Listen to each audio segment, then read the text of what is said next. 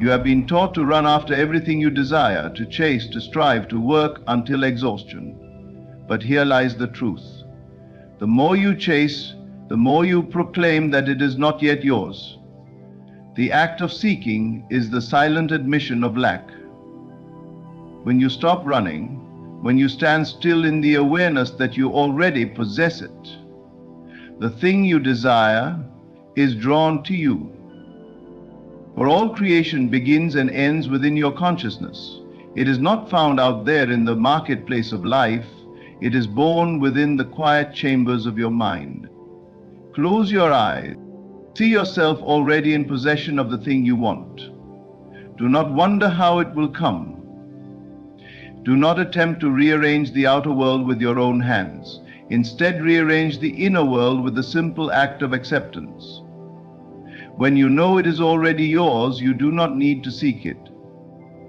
The seed is planted, the harvest is certain. Just as the earth knows how to bring forth the seed without your effort, so too does life know how to deliver what you have claimed in faith. Be still. Rest in the vision. Walk as though it is already done. And you will find, without strain, without struggle, that it comes to you naturally, as surely as dawn follows the night. The more you chase, the more you affirm its absence. Every step taken in desperate pursuit is a silent confession to yourself that you do not yet have what you seek. You may think that chasing is a sign of determination. That constant movement toward your goal proves your commitment. But beneath the surface, it tells another story.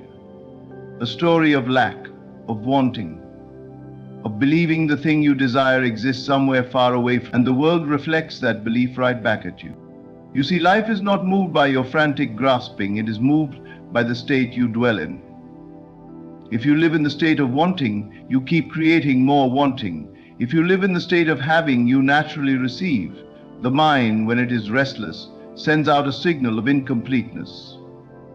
That signal says, I do not yet have it. I must search for it. And life responds, yes, you do not yet have it.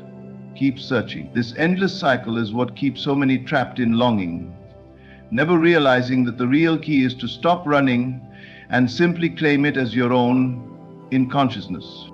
Quiet acceptance is not laziness. It is not giving up.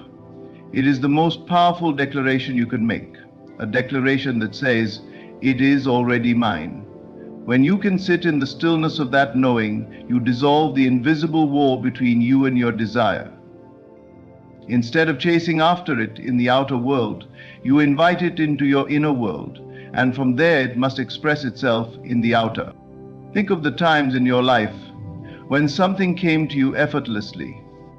It may have been a person, an opportunity, or even a small, simple joy. You did not wrestle with the universe to make it happen.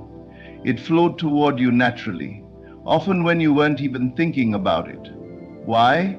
Because in that moment you were not broadcasting lack. You were at ease. You were aligned with receiving. Chasing has an energy of urgency, and urgency whispers to the world that something is missing. Quiet acceptance carries the energy of fulfillment, and fulfillment tells the world that everything you desire is already in place. This is why the most profound changes happen when you stop struggling. The moment you rest in the assumption that you already have it, your actions, your words, and even your presence begin to match that reality. And reality, being obedient to the state you occupy, aligns itself with your conviction. So instead of running toward what you want, step into it now in your imagination. Live as though it is done. Feel the relief, the joy, the contentment that would be yours if it were already here. Hold that feeling quietly, without grasping, without forcing. Let it settle in you until it feels natural. When you do this, life no longer needs to be chased. It comes. It must come. For you are no longer the seeker. You are the one who has already found. Stillness is the language of receiving. It is in the quiet spaces, when the mind is no longer filled with noise and struggle, that the whispers of life can be heard. Most people believe that to get what they want, they must constantly speak, act, and move. But there is a depth of power in doing nothing outwardly while doing everything inwardly. In stillness, the mind stops scattering its energy in 100 directions and instead becomes a clear, focused channel for the vision you hold. Silence is not empty, it is full of the unseen movements that shape the visible world. When you become still, you are not withdrawing from life, you are aligning with it. The external world moves at its own pace, often slower than our restless desires. But when you step into stillness, you stop fighting the current, and the current begins to carry you exactly where you need to be. Your vision, the one you carry quietly in your heart, thrives in this stillness. When you silence the doubts, the fears, and the endless questions of how and when, the vision is free to grow without being strangled by your interference. The world is full of people who plant a seed in their minds and then dig it up again and again just to check if it's growing. But those who understand the language of receiving know that you plant the seed, water it with belief, and then let the earth do its work in silence. In stillness, you become receptive. You stop pushing and start allowing. You give the unseen forces room to arrange the details in ways your conscious mind could never plan. You begin to notice small nudges, an idea that comes at the right time, a person you meet unexpectedly, a situation that opens a door. These things do not happen by accident. They happen because stillness allowed you to hear and follow the quiet guidance that is always there. Silence deepens your conviction.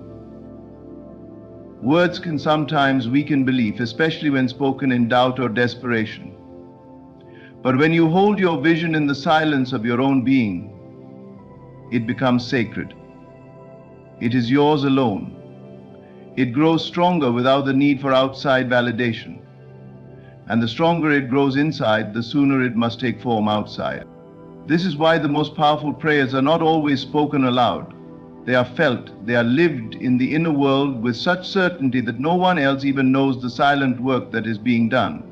And yet, the results become visible for all to see. To receive, you must learn to listen. To listen, you must become still. In the quiet, your vision is no longer a dream waiting in the distance. It becomes a reality that you inhabit now. And once you inhabit it within, the outer world has no choice but to match it.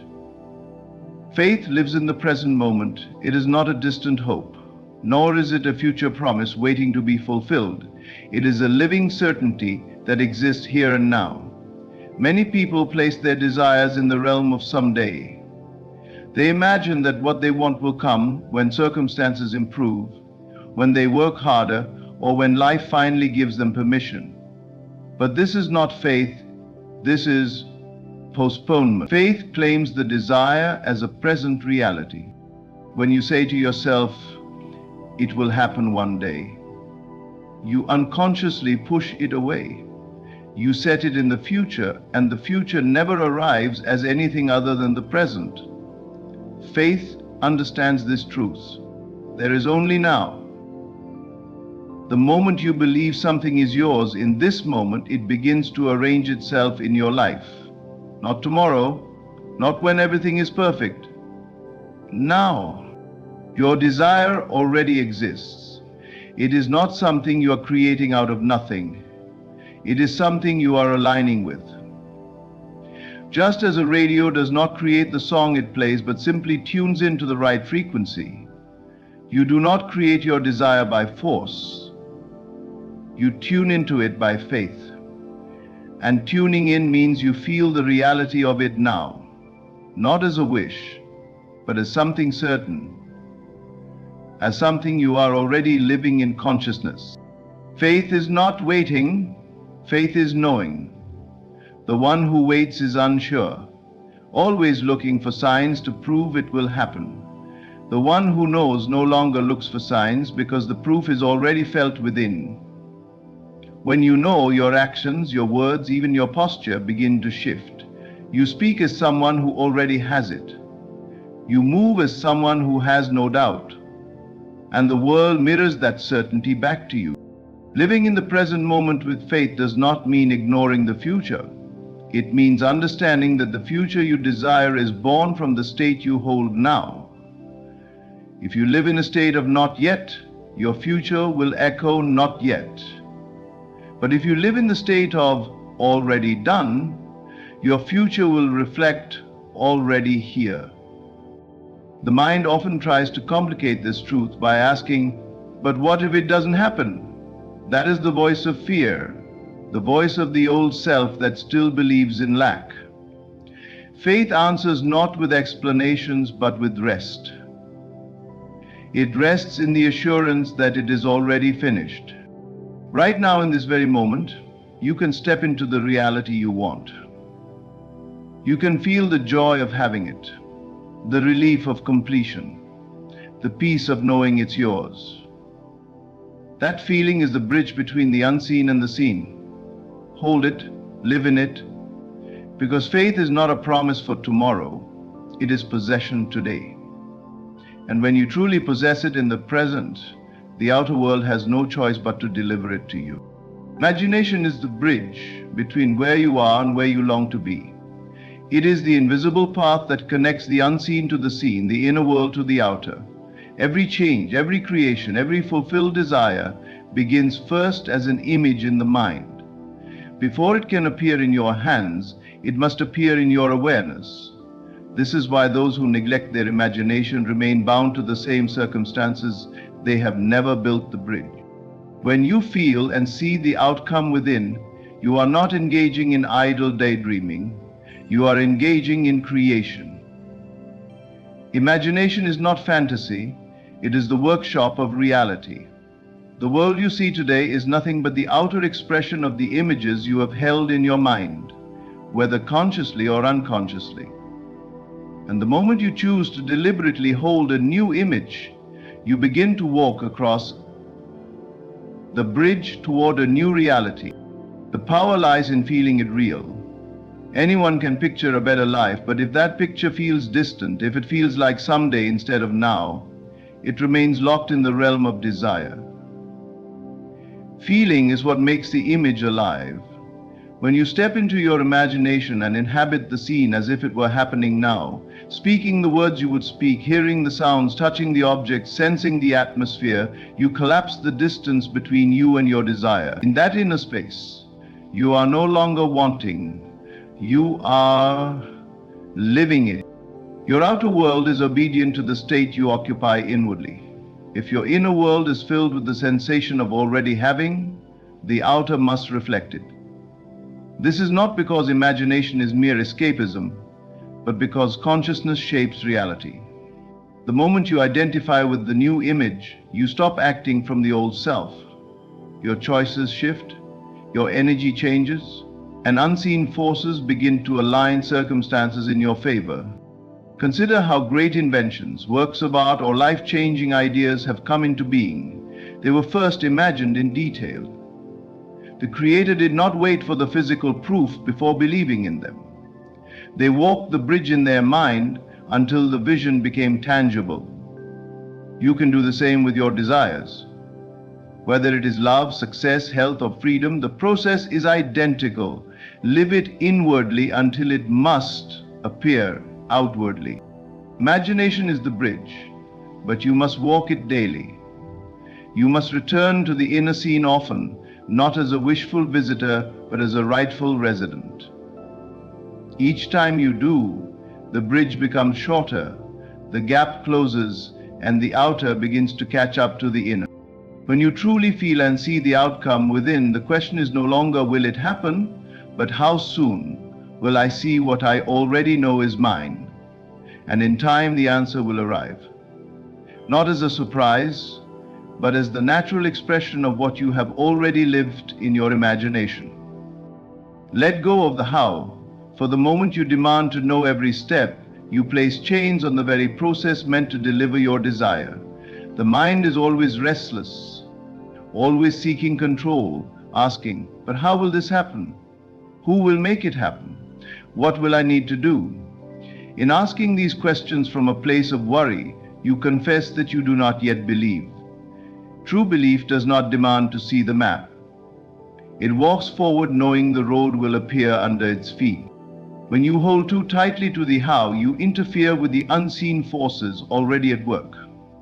You are like a gardener who plants a seed and then digs it up every day to check its progress. In doing so, you disturb the process and delay the harvest. Life has its own intelligence, its own way of weaving events together in perfect order.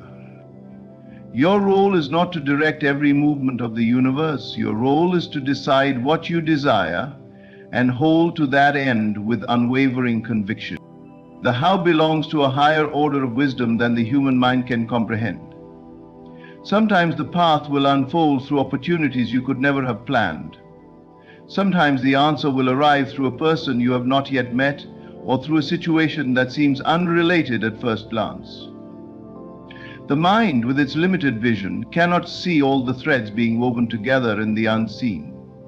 But when you release the how, you give permission for the full tapestry to be completed without your interference. Letting go does not mean doing nothing. It means acting in harmony with your belief, not in panic. It means taking the steps that feel natural, while allowing the larger pieces to arrange themselves without your constant pushing. You may not know how the door will open, but if you walk toward it in faith, you will find it unlocked when you arrive. There is a deep peace that comes with surrendering the how. It removes the strain from your desire. It allows you to live as though the end result is already guaranteed, because it is. The moment you imagine the outcome and feel it real, the path to it begins to form. Your task is to stay in alignment with that end, to remain in the state of the wish fulfilled, and to trust that every necessary detail is being handled. When you stop interfering, the way reveals itself effortlessly. People are moved into place. Circumstances shift quietly. What once seemed impossible becomes inevitable. And when the result appears, you will see that it came, not because you struggled to make it happen, but because you trusted enough to let it happen. Release the how. Hold the vision. Walk in the feeling of the fulfilled desire. The rest will take care of itself, for the way is always prepared for the one who believes. Rest in the knowing, for the moment you truly know it's yours, it begins to move toward you. There is a quiet power in certainty, not the noisy confidence that tries to convince itself, but the deep, calm assurance that needs no proof. When you reach this place within yourself, you stop grasping, you stop questioning, you stop measuring time, you simply live as though the end is already secured, because in your mind and heart it is. Knowing is different from hoping. Hope looks toward the future, always waiting for the day it might come. Knowing lives in the present, grounded in the truth that it is already here in unseen form. This state is not forced, it is felt. It comes when you have imagined the end so completely, so vividly, that you no longer need to think about it constantly. It becomes as natural to you as the memory of something that has already happened. When you rest in this knowing, you align with the reality you desire. Everything about you, your words, your choices, your energy, begins to shift to match that reality. You find yourself drawn to certain places, making decisions without overthinking, following impulses that seem small but later prove significant. This is not coincidence, it is the unseen moving through you, guiding you toward the fulfillment you have already claimed within. Resting in the knowing also removes the resistance that often keeps desires at a distance. When you are desperate for something to happen, you emit the vibration of not having it, and life mirrors that back to you. But when you are at rest, when you no longer need to chase, you declare to life that it is already done. And life, being obedient to your state, responds by bringing it into view. Think of how you act when you order something you've paid for. You do not pace the floor or beg the store to send it. You know it is yours and you simply wait for its arrival. This is how you must treat the desires you have accepted as reality. You have paid for them with belief, and now you allow them to be delivered without anxiety. Resting does not mean inaction. It means moving through life without the heaviness of doubt. It means waking up each day with the quiet joy of someone who already possesses what they once longed for. It means trusting the unseen process, even when there is no visible evidence yet. The moment you know it's yours, you set unseen forces in motion. The people, opportunities, and circumstances needed for its fulfillment begin to arrange themselves. And because you are resting in the knowing, you are ready to receive when they arrive. So stop wrestling with the when and how. The seed has been planted. The harvest is inevitable. Rest in the knowing and watch as what you desire moves steadily, faithfully, and inevitably into your life. All that you desire is already within your reach, not through relentless chasing, but through quiet acceptance, stillness, and unwavering faith in the present moment. Imagination becomes the bridge, the how takes care of itself, and certainty draws it toward you like a magnet. The moment you rest in the knowing that it is already yours, the unseen begins to move in your favor. Life will always mirror the state you live in. Live as though it is done, and it must become your reality. Thank you. When you understand the nature of reality, you will see that your life bends itself to the assumptions you hold most firmly. To manifest millions, you must first become the person who already has them, not in some distant future, but now. Every morning when you rise, do not ask yourself, how will it come? Instead, begin the day as if it has already arrived. Feel the weight of that abundance in your heart. Sense the quiet confidence of one whose accounts are overflowing, whose opportunities multiply without strain. Inwardly, live in that truth until the mind can no longer distinguish between imagination and reality.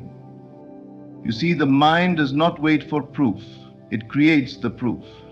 If you act as if millions are already yours, the world must eventually match that inner conviction. This is not empty pretending. It is conscious creation. Your walk changes. Your voice gains authority. You begin to make decisions from a place of security rather than lack. The present circumstances may try to contradict you. They may shout, "It isn't here yet." But that voice belongs to the old self, the self that waited for evidence instead of producing it. You must silence it. The truth is not in what is seen, but in what is felt. Your current environment is simply the echo of past thinking. Hold your vision with unwavering faith. Know that each action, each thought, each emotion is planting the seeds of your future. Stop treating your desire as a far-off dream. Instead, inhabit it.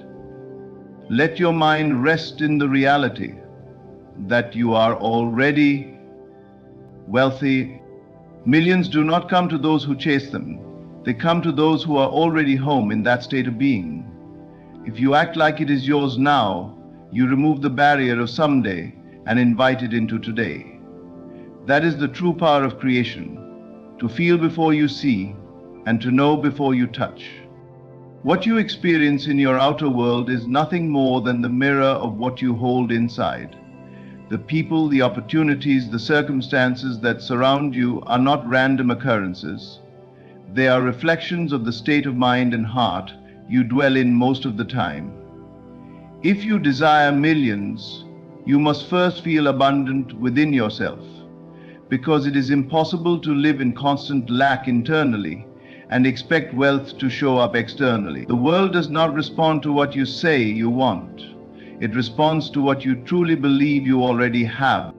Imagine your mind is a projector and your life is the screen. Whatever film is playing inside your dominant thoughts, emotions, and assumptions is exactly what is cast outward for all to see. You cannot project a story of scarcity and expect the picture to display wealth. The outer world does not have the power to change until you change the inner one. If you walk around feeling anxious about money, thinking of bills and expecting delays, you are feeding a vibration of lack. That frequency will call to itself more situations that match it. But when you start to fill your inner world with a feeling of wealth, when you let your thoughts dwell on security, freedom, and endless possibilities, you set a new cause in motion. You begin to think as the wealthy think, not because you have millions sitting in the bank, but because you have claimed them in your mind. You stop waiting for the evidence before you feel rich. And instead, you feel rich so the evidence can appear. This is why so many people who win sudden wealth often lose it. They did not transform the inner world. They still felt poor, still thought from lack, and so the outer picture eventually returned to match their inner state. On the other hand, a person who truly shifts their inner state to one of abundance will see wealth flow to them in unexpected ways, and more importantly, stay with them, because they have become the person who naturally attracts and sustains it. Your inner world is built moment by moment through your thoughts, your words, and your imagination. Every time you dwell on not enough, you are watering the roots of scarcity. Every time you dwell on more than enough, you are nourishing the roots of wealth. It is not a matter of pretending. It is a matter of choosing which inner reality you will live in until it becomes your only truth. If you can master your inner world, your outer world will have no choice but to follow. This is not magic, it is the law of creation. You cannot see wealth outside of you until you feel wealth within you. Begin now to live as though the millions are already yours. Think from that place, feel from that place, and walk from that place. The outer world will bend to match the inner world you have claimed. To live in the end is to place yourself mentally and emotionally in the reality where your desire is already fulfilled. It means you stop treating your goal as something distant or uncertain and begin to carry yourself as though it is already a fact. When you desire millions, living in the end means thinking, speaking, and moving in the exact way you would if you already had them. You no longer hope for wealth, you assume it, breathe it, and let every decision flow from it. This approach shifts your entire energy. When you think from the end, you no longer waste mental space on how will it happen or when will it come. Those questions belong to someone still waiting. Instead, you know it is already done. Just as you don't question whether the sun will rise tomorrow, you stop questioning whether your millions will arrive. They already exist in your world, and you're simply walking toward the moment you can touch them. Your words begin to align with this new reality. You stop speaking from a place of lack. You no longer say things like, "I can't afford that," or "I wish I could." Those words affirm the old version of yourself, the one without. Instead, you speak in ways that match the abundant life you have claimed. You talk about your investments, your opportunities, your plans, not because you are forcing the conversation, but because you are now living from the perspective of someone who has already crossed the finish line. Your movements also shift. You make decisions differently. You no longer shrink from opportunities out of fear of loss. You no longer settle for less because you feel desperate. You walk into rooms with quiet confidence. You choose quality over cheapness. You allow yourself to think long term instead of only about the next bill. These small choices are not random. They are the natural actions of someone who is already wealthy in their mind. Living in the end is not about reckless spending or pretending in a shallow way. It is about embodying the certainty and composure of someone who already has what they desire. If you were already a millionaire, you would not be obsessing over how to get it. You would be focusing on how to use it, grow it, and enjoy it. By placing yourself in that mindset now, you align your thoughts, emotions, and actions with the reality you want, which compels life to arrange itself to match it. The power of living in the end is that it dissolves the gap between wanting and having. You remove the energy of waiting, which often pushes your desire away. Instead, you live as if it is here, and in time the outer world must mirror that truth back to you.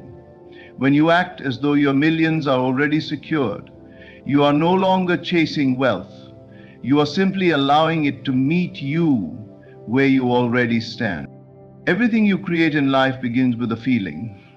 Before an event happens, before money appears, before opportunities arrive, there is always an emotional state that sets the stage. Your feelings are the blueprint from which reality is built, and they hold far greater power than fleeting thoughts alone. While thoughts can be mechanical, feelings are alive. They carry energy, and that energy draws to you experiences that match it. If you wish to manifest millions, it is not enough to think about them. You must feel the reality of already possessing them. The moment you put down as print in your memory, feelings are magnetic. When you dwell in the emotional state of abundance, feeling safe, free, and secure, you broadcast a signal to the universe that says, "This is who I am, and this is what belongs to me." That signal calls forth people, ideas, and events that match your inner atmosphere. On the other hand, if you constantly feel anxious, desperate, or worried about money, you are broadcasting lack, and life responds by giving you more situations that confirm that feeling. And lack is less your. This is why many people struggle with manifestation. They think positive thoughts for a few minutes a day, but spend the rest of their time feeling stressed or doubtful. The dominant feeling wins. You cannot plant seeds of abundance in the morning and then water them with worry all day, expecting wealth to bloom. It is your consistent emotional state that decides what will eventually show up in your world. To master this, you must begin by noticing how you feel most of the time. If you discover that your inner state leans toward fear or scarcity, you must shift it deliberately. Close your eyes, imagine the scene of your desire fulfilled, and most importantly, feel what it would be like. How would it feel to check your account and see more than enough? How would it feel to pay every bill with ease? How would it feel to know you can travel anywhere, help anyone, and choose freely? Stay in that feeling until it becomes familiar, until it no longer feels like imagination but like your normal state of being. When you make that emotional shift, you stop chasing and start attracting. You will notice opportunities you previously overlooked. You will feel guided toward actions that align with your new reality. Your mood will lift, and people will respond differently to you, often in ways that lead to the very abundance you have been feeling within. This is why the feeling truly is the secret. It is not about forcing reality to change. It is about changing your inner state so reality has no choice but to match it. You are not waiting for money to make you feel secure. You are feeling secure so the money can come. You are not waiting for abundance to make you happy. You are feeling happy so abundance flows naturally to you. Once the feeling becomes your constant companion, the physical proof will follow effortlessly. To manifest wealth, you must first become the kind of person who naturally attracts and sustains it. This begins by assuming the identity of wealth, not in some shallow display, but in a deep inner transformation of how you think, speak, and carry yourself. Your habits, your posture, and the way you speak to yourself must all align with the mindset of someone who is already wealthy. When your identity shifts, your reality cannot help but follow. Habits are the daily proof of who you believe yourself to be. If you believe you are wealthy, your choices reflect it. You no longer make decisions from a place of desperation or fear. You invest in quality over quantity, in long-term gain over short-term gratification. You become intentional with your time, because you value it as a precious asset. You organize your finances not because you are afraid of lack, but because you are a good steward of abundance. Wealthy people are disciplined, strategic, and forward-thinking. Adopting these habits now plants the seeds for wealth to take root in your life. Posture communicates your state of mind before you even speak. The wealthy carry themselves with calm confidence, not arrogance, but an unshakable presence. They walk into a room knowing they belong there. They do not rush, fidget, or shrink. You can begin practicing this now. Shoulders back, head high, movements deliberate. When you carry yourself as someone valuable, people will treat you as such. Opportunities tend to gravitate toward those who appear certain of their worth. Your self-talk is perhaps the most powerful part of assuming the identity of wealth. The words you speak to yourself shape your beliefs, and your beliefs create your reality. Stop saying, "I can't afford that," "I'll never have enough," or "money is hard to come by." These statements reinforce an identity of lack. Instead, speak to yourself the way a wealthy person would. "I always have more than enough. Opportunities are constantly flowing to me. I am a magnet for abundance." This is not blind optimism. It is the conscious reprogramming of your inner narrative. When you assume the identity of wealth, you are no longer pretending. Pretending is fragile. It collapses under the weight of current circumstances.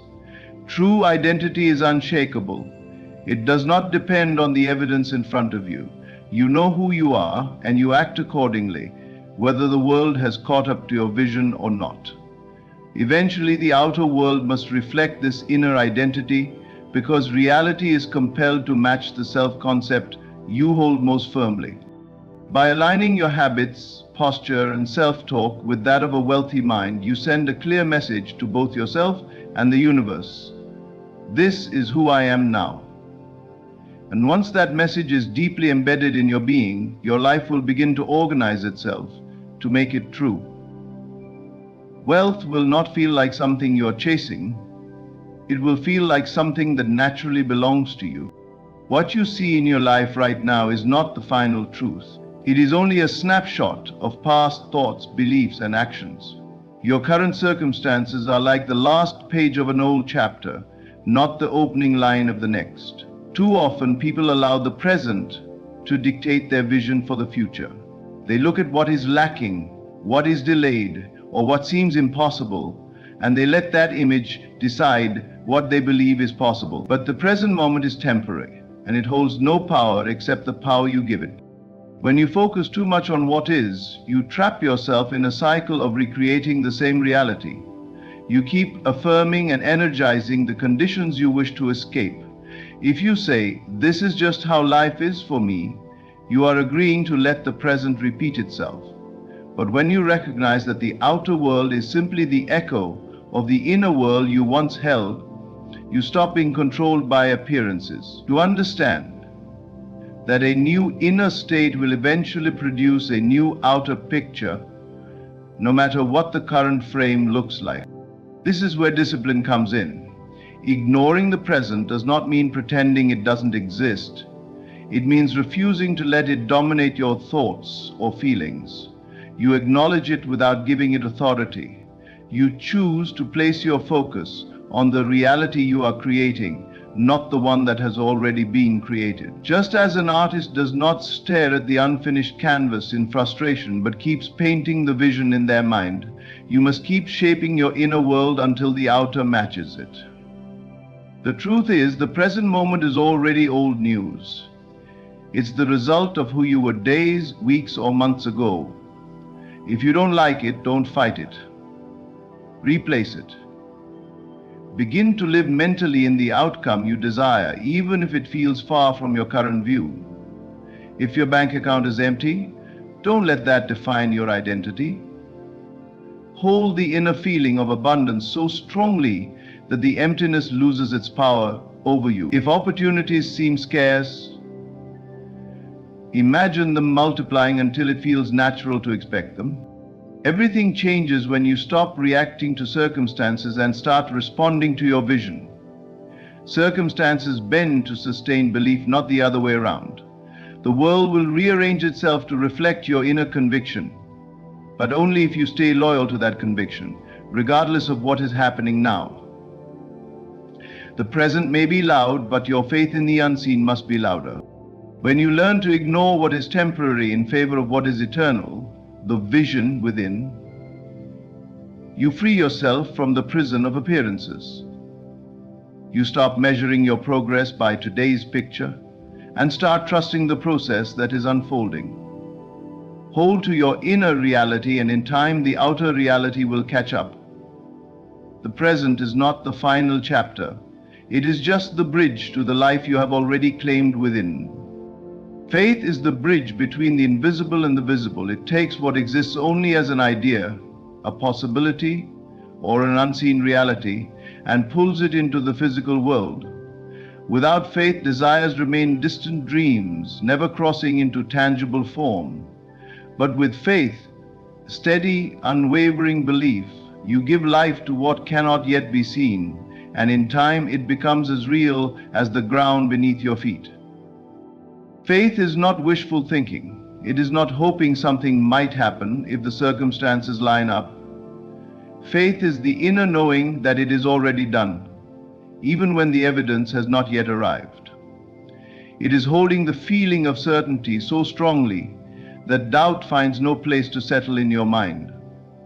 Just as a seed planted in the soil is unseen for a time, yet destined to grow, your faith nourishes the unseen reality until it bursts into view. Belief is the substance that gives form to the invisible. Everything that exists now, every building, invention, or fortune, was once nothing more than a thought in someone's mind. The difference between those who simply dream and those who create is faith. The creator holds the vision, trusts in its reality, and acts as though it is already here. They are not shaken by the absence of proof, because they know the absence is only temporary. When you hold faith in your millions, you no longer live as someone chasing wealth. You live as one who has already received it in the unseen realm and is simply walking toward its physical appearance. You stop trying to force it, because faith does not strain, it rests in assurance. Your decisions begin to align with that inner reality. You take opportunities, think long-term, and move with calm confidence, because you know the outcome is secure. Faith also transforms the way you respond to setbacks. Without faith, challenges feel like evidence against your desire. With faith, they are simply temporary detours on a path whose end is certain. You do not give up because you already know where you are headed. You do not panic when the current scene looks opposite to your goal, because you understand that appearances can change in an instant when belief is unshaken. This is why faith is more powerful than sight. Sight shows you only what is. Faith shows you what can be, and insists on it until it becomes what is. When you believe with your whole being, you set forces in motion. Opportunities align, people appear, and circumstances shift to match your conviction. The unseen is not empty. It is rich with possibilities, waiting for someone to claim them. Faith is the claim. It is the invisible hand reaching into the realm of potential and pulling out a reality that becomes solid before your eyes. When you believe without wavering, the invisible has no choice but to become visible. What you hold in faith today will be the fact you stand upon tomorrow. In the end, the path to manifesting millions is not about chasing money. It is about becoming the version of yourself who already lives in that reality. When you create wealth in your inner world, live in the end, embody the feeling of abundance, assume the identity of the wealthy, ignore temporary circumstances, and hold unshakable faith, you align yourself with the very forces that bring the unseen into view. The outer world is only a reflection of the inner, and when you master the inner, the outer must obey. What you consistently feel, believe, and embody becomes your life. Begin now, act now, and live now as if it is already yours, because in truth, it already is. Thank you. What you see around you right now is nothing more than the echo of past thoughts, old beliefs, and yesterday's assumptions. It is a photograph of a moment long gone, a snapshot of a mind you no longer have to live with. The greatest error you can make is to look at this picture and call it truth. The truth is not what is before your eyes. The truth is what you hold in the quiet of your imagination. The truth is the scene you dare to inhabit, the story you choose to tell yourself. The world will show you the reflection of your inner state, but only after a delay. So if you want tomorrow to look different, you must stop letting today dictate how you feel. Ignore your reality. It will try to speak loudly. It will wave its hands and demand your attention. It will tell you what's real, what's possible, and what's likely. But reality is a poor prophet. It only knows the past. You are the creator of the future. So just keep assuming. Assume that the desire is already fulfilled. Walk through your days as the one who has already received it. When you wake up in the morning, feel the satisfaction of it. When you go to bed at night, rest in the comfort of it. Let your assumption be more real to you than any circumstance. At first, your senses will argue. They will show you a bank account you don't like, a relationship you don't yet have, a body you wish were different. Smile at these things, for they are only the fading remnants of a life you have outgrown. Do not fight them, do not fear them, just ignore them. Then keep living in the end. Keep seeing yourself where you wish to be, not where you are. Keep feeling the joy as if it were already yours. If you persist in this way, the old reality will crumble, and the new one, your chosen one, will rise to take its place. Your only task is to hold to the vision. Everything else is a distraction. Ignore your reality and keep assuming. What stands before you in this moment is not a measure of your worth, your potential, or your destiny. It is simply a reflection of what you once believed, once felt, once assumed about yourself and the world. Every circumstance you see right now is the result of old mental patterns, thoughts that have already done their work. It is the past wearing the costume of the present. And just like the shadow on the ground lags behind the person who casts it, your current reality lags behind your inner state. You must understand, the present conditions are not telling you who you are, but who you were. They are echoes, delayed responses, fragments of an old script you've already outgrown. And if you allow yourself to judge your future based on this shadow, you will chain yourself to a cycle that repeats endlessly. This is why it is so vital to stop reacting to what is and start creating from what will be. Your outer world is always one step behind your inner world. By the time you can see, hear, or touch a thing, it has already been set in motion by an earlier state of mind. This means that whatever displeases you right now is not your enemy. It is simply outdated. Like an old photograph, it no longer represents your living truth. The danger comes when you forget this and begin to emotionally engage with what you dislike. The moment you give it your attention, your fear, or your frustration, you begin planting the seeds to experience more of it. The wise creator does not take present circumstances as an instruction for how to feel. They know that feelings are the blueprint of tomorrow.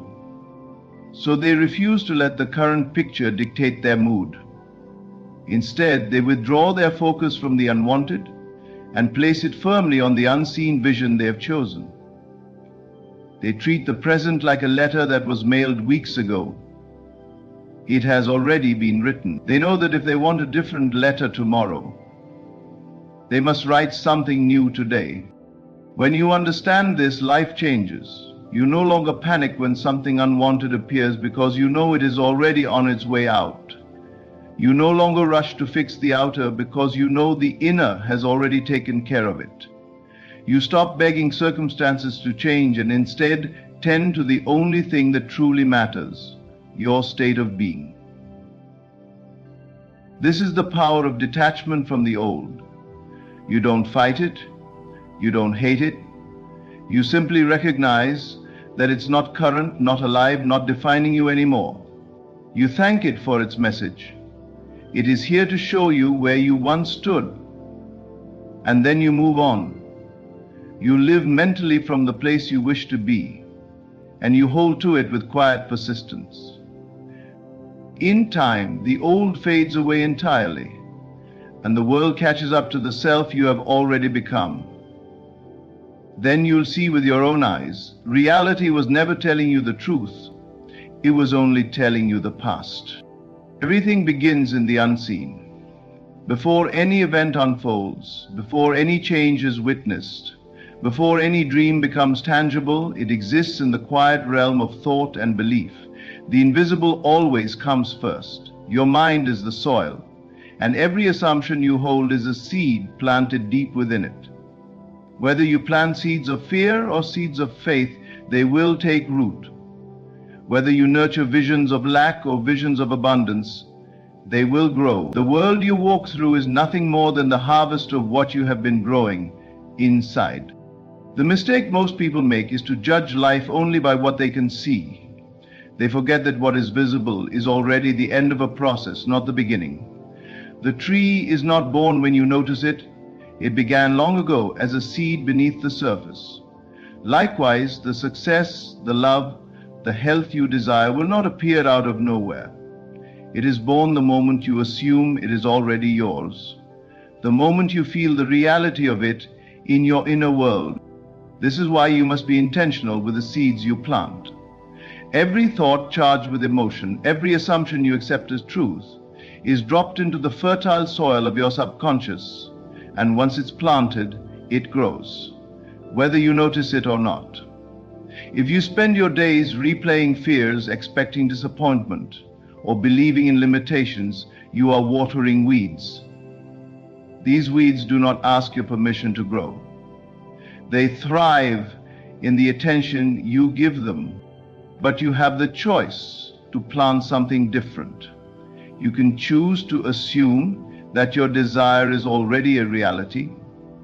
You can choose to hold that assumption as if it was sacred, tending to it daily with your thoughts and feelings. When doubt appears, you refuse to feed it. When appearances contradict your vision, you remind yourself that they are simply the remnants of old seeds, and you let them pass without attention. It is not your job to dig up the seed every day to see if it's growing. In fact, doing so only delays the process. Your task is to water it with belief, to keep the soil warm with the feeling of the wish fulfilled, and to protect it from the weeds of fear and frustration. The harvest will come in its own time. You cannot rush the unfolding any more than you can force a flower to bloom before it is ready. When you truly grasp this, you stop living as a victim of circumstances. You stop being fooled by the outer world because you know the invisible comes first. The moment you claim it within, the seed is planted, the harvest is inevitable. So stop tending to weeds. Stop feeding the unwanted with your attention. Instead, water your seed with faith, nurture it with gratitude, and trust that what you cannot yet see is already alive beneath the surface, growing into the life you have chosen. The moment you decide what you want, your task is not to wait for proof. It is to live from the end as if the desire were already fulfilled. The greatest mistake is to stand still, scanning the world for signs, measuring progress by outer changes. This keeps you in a state of waiting, and waiting only creates more waiting. Instead, you must step into the role now, mentally and emotionally embodying the person who already has the thing you desire. You cannot think of yourself as poor and expect to live in wealth. You cannot see yourself as unloved and expect to be cherished. You cannot carry the feeling of someday and expect the gift to arrive today. What you hold in your mind and heart becomes your reality. Not what you wish for in the distance, but what you claim in the present. When you assume it's done, you stop approaching your desire as a request and start approaching it as a fact. This is not about pretending or forcing yourself to believe through sheer willpower. It is about entering into a state of being where you naturally feel the truth of your assumption.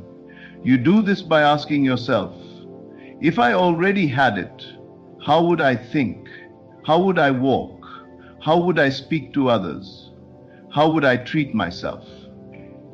Then you live according to those answers, even if your senses try to convince you otherwise. At first, this may feel strange, because your outer reality will still carry the residue of the old state. But do not be discouraged. Outer conditions are slow to catch up. They are the shadow, not the substance. The substance is the inner state you hold unwaveringly. Your mind is the director, the world is the stage. The moment you accept the role inwardly, the scene begins to change outwardly.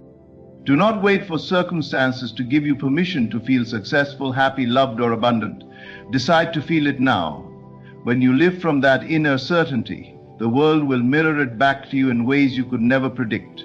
Opportunities will arise, people will respond differently, and events will arrange themselves in your favor, not because you forced them, but because you aligned with the version of you who already lives in that reality.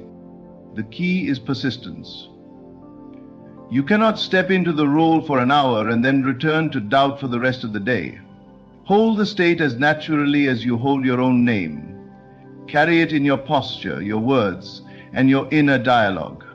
If you fall into old patterns, gently return to the feeling of the wish fulfilled. When you assume as if it's done, you collapse the gap between desire and experience. You are no longer someone trying to get there, you are someone who is already there in consciousness. And the world has no choice but to follow. The evidence will appear, but only after you've stopped looking for it and started living from it. There will always be voices, some from others, some from within, that try to tell you what is possible and what is not. They will measure your potential by your current situation, by your past failures, or by their own limited vision. If you allow these voices to dictate your thinking, you will find yourself trapped in the same reality they believe in. The truth is, those outer opinions and visible circumstances are powerless unless you give them power through your attention and acceptance. The outer voice often comes disguised as common sense, practical advice, or just being realistic. But what it is really doing is binding you to the known and the visible, keeping you from stepping into the unseen, where your desire is already alive. If you want to create something new, you must learn to silence these outer voices. You do not silence them by arguing or convincing others to agree with you. You silence them by withdrawing your mental and emotional energy from their words. Your senses too will try to persuade you. They will present you with facts, numbers, and images that seem immovable. They will whisper, "Look, nothing has changed. This is your reality." But your senses are reporters of the past, not prophets of the future. They can only confirm what has already been created through your previous states of mind. If what you see and hear contradicts your desire, remind yourself that it is only the fading echo of old beliefs. This is why inner discipline is so important. You must become the guardian of your own mind. When doubt tries to speak, you gently turn your attention back to the vision you've chosen. When fear presents its case, you refuse to sit in its courtroom. When people insist that you are foolish for believing in what they cannot see, you silently bless them and return to your inner knowing. The power to manifest is not found in convincing the world to support your dream. It is found in convincing yourself so completely that the world has no choice but to rearrange itself accordingly. This is why you must not let the noise of others or the evidence of your senses shake your conviction. Every moment you allow yourself to be swayed by the outer world, you water the seeds of doubt. But every moment you hold fast to your chosen assumption, you strengthen the roots of your new reality. There will be times when the silence feels lonely, when it seems easier to agree with the loudest voice or to surrender to the facts. But remember, every great change begins in solitude, in the quiet place where belief is nurtured without interference. So guard that place, protect it. Keep it free from the weeds of doubt and fear. Ignore the doubters, ignore the circumstances, ignore even the reports of your own senses if they disagree with your desire. The only voice that matters is the one within you that says, "It is done." To live in the end is to anchor yourself in the state of your wish already fulfilled, making it so real within that it becomes the place you live from, rather than the place you hope to reach. Most people live their lives always moving toward their desires, imagining them as distant goals that will happen someday, if circumstances align. But when you live in the end, you remove the distance. You claim the end result now, in thought and feeling, and you let that state define your decisions, your actions, and your inner dialogue every single day. The key is to make this end state your mental home, not a fleeting daydream you visit occasionally, but a dwelling place you return to in every moment. Just as your physical home surrounds you with familiarity, comfort, and a sense of belonging, your mental home in the end result must give you that same feeling of certainty and stability. You are not wishing for it anymore. You are living it now. Thinking toward the desire keeps it in the future. It says, "I'm not there yet, but one day I will be." This posture of waiting only reinforces separation between you and your desire. Thinking from the desire, however, assumes you are already there. It says, "I am this now. I have this now. It is mine now." From that position, your actions, words, and expectations naturally align with the reality you have claimed. When you make the end your home, you stop reacting to the old world as if it still has authority over you. If your bank account does not yet reflect wealth, you do not panic. You know you are already the person who lives in abundance, and so the numbers must eventually match that truth. If you have not yet seen evidence of the relationship you desire, you do not despair. You know you are already loved, chosen, and cherished in the reality you have chosen to inhabit. The challenge for most is persistence. It's easy to visit the end when you feel good, but to live there daily requires discipline. Outer conditions will tempt you to leave that place, to step back into doubt, to measure your progress by what you see, but you must refuse. You must return again and again to your end state until it feels more real than anything your senses can report. Over time, this mental home becomes second nature.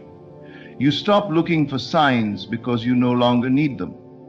You are living the reality within yourself so completely that the outer must eventually conform.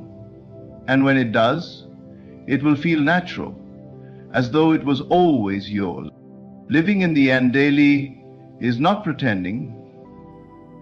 It is choosing your truth and dwelling in it until the world catches up. Make your final wish your home, and soon the outer world will deliver the exact address you have been living at in your mind. Persistence is the quiet, unwavering decision to hold to your chosen assumption, regardless of what the world shows you. It is the understanding that the outer world is slow to reflect inner change, and that during this delay, the old reality may still appear strong, solid, and unshakable. Many people abandon their vision in this waiting period, thinking nothing is happening, when in truth everything is already in motion beneath the surface. The old reality is like a shadow. It lingers for a while even after the light has shifted. Just because you cannot yet see the new conditions does not mean they are not on their way. In fact, the very moment you have assumed your desire as true, the process of creation begins. But if you look for constant proof, you pull yourself out of the state that makes fulfillment inevitable. Proof is the harvest, assumption is the seed. The seed does not need you to keep digging it up. It needs you to trust. It will grow. Persistence means living in your chosen reality even when the evidence screams otherwise. It means refusing to let the temporary appearance of the old state dictate how you feel or what you believe. This is not stubbornness for its own sake. It is loyalty to the vision you have chosen. When the outer contradicts you, you do not argue with it. You simply ignore it and return to the inner world, where the desire is already fulfilled. There will be times when nothing seems to be moving. You may feel like you are standing still while your vision remains far away. In those moments, remember that movement is happening in ways you cannot yet perceive. The world of form is rearranging itself, people and events are aligning, and unseen doors are preparing to open. Your only job is to keep the inner state alive, to remain the person who already has what they desire, even in the absence of proof. Persistence is also a test of faith. Not faith in luck or chance, but faith in the law that the inner creates the outer. If you know this to be true, there is no reason to give in to impatience or doubt. Time becomes irrelevant because the outcome is certain. The only variable is whether you will hold your assumption long enough for it to solidify into fact. When you persist, you become unshakable. You no longer chase proof because you understand it must appear. You stop measuring your progress by what is visible and start measuring it by your ability to remain in the state you have chosen. And then, one day, the world bends to your assumption so naturally that it feels as if it could never have been any other way. The old reality fades like a dream, and the new one stands before you, not because you demanded proof, but because you persisted until proof had no choice but to arrive. In the end, the power to transform your life lies not in reacting to what you see, but in mastering what you assume. Reality, as it stands today, is nothing more than the echo of past beliefs, a delayed reflection of states you no longer need to accept. The invisible comes first, for every change begins in the unseen realm of thought and feeling. By assuming as if your desire is already done, silencing the outer voices, living in the end daily, and persisting without the need for proof, you position yourself as the true creator of your experience. The world may resist at first. The illusion of the old may seem stubborn, but if you hold your assumption with faith and persistence, reality will bend. It always does. Your role is not to chase, beg, or plead. It is to choose, believe, and remain. The inner must be honored before the outer can reflect it, and the moment you live from your chosen state, the rest becomes inevitable. Stay loyal to your vision, ignore what contradicts it, and trust that what you have claimed within is already yours. The world will catch up.